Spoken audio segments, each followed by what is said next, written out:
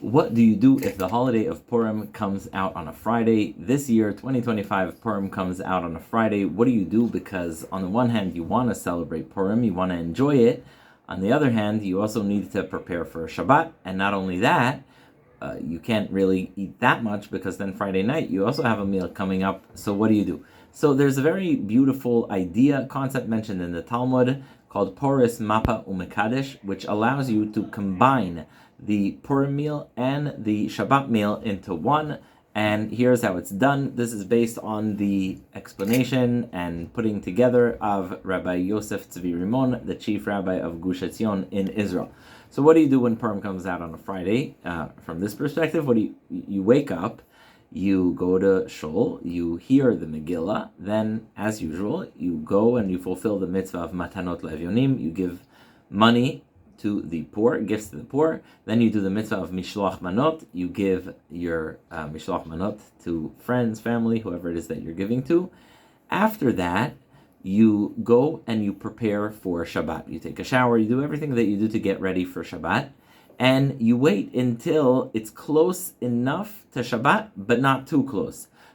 Before the arrival of the end of the 9th hour, halachically, meaning the halachic hour called Sha'ot Zmaniyot is the division of the time from sunrise to sunset divided by 12. Each one of those units is called a Sha'ah Zmanit. And before the 9th hour ends, you start your Purim meal. How are you going to know what that time is where you live? Honestly, it's been very easy finding out using ChatGPT. You just ask, when is the end of the 9th hour of Sha'ot Zmaniyot in the place I live in at this and this date? It's going to tell you. I live in New Haven and it comes out at 5 something. So make sure you start your Purim meal before that time, okay? Not too close to Shabbat. Make sure you start it before the end of the 9th hour.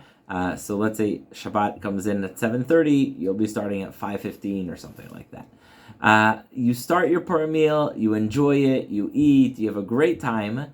Then, when the time for candlelighting comes, you obviously make sure your house is prepared for Shabbat. The lights that you want are on, the ones that you want off are off. Make sure you don't have any muksa on you.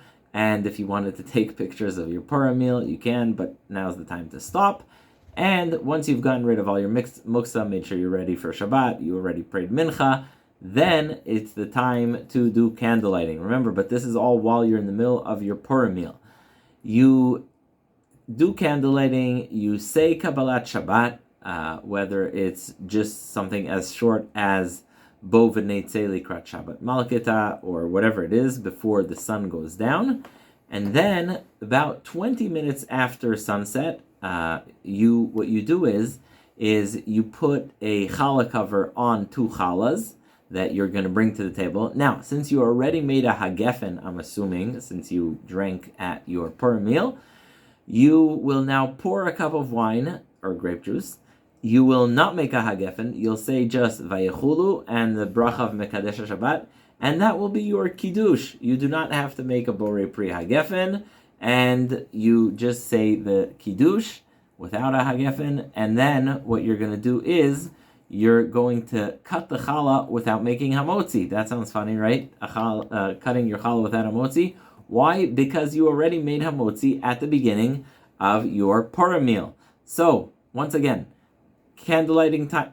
You started your Purim meal before the end of the 9th hour.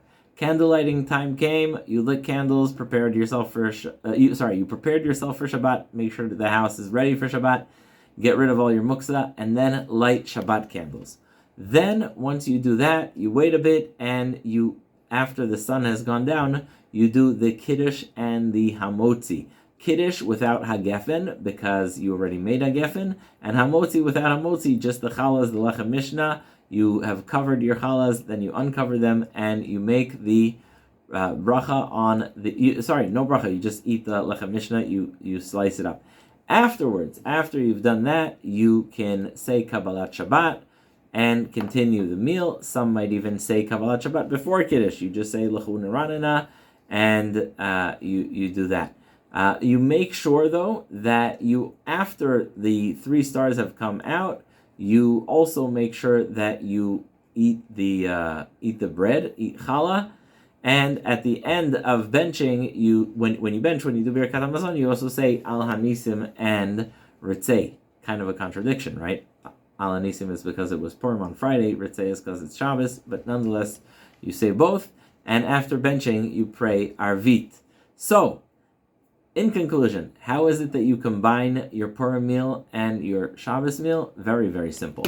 You start your Purim meal before the 9th hour of the day, say around 5:15 or so.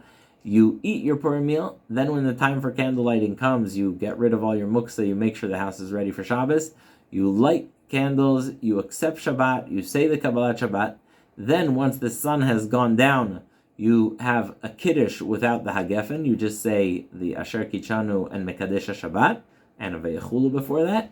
And then what you do is you make a hamotzi without a hamotzi. You just bring the lechem mishnah and you cut it up. And in benching, you say Ritzei and Al Hanisim. Make sure that you eat bread not only at the beginning of the meal when you did a Purim Suda, but also once the sun has set and you accepted Shabbat. So that bread counts as your Suda Shabbat. And in benching, you make the Al Hanisim and Ritzei. I'll leave the full description and text that Rabbi Rimon writes on how to do it, the link. And if you have any questions, obviously, let me know in the comments, please.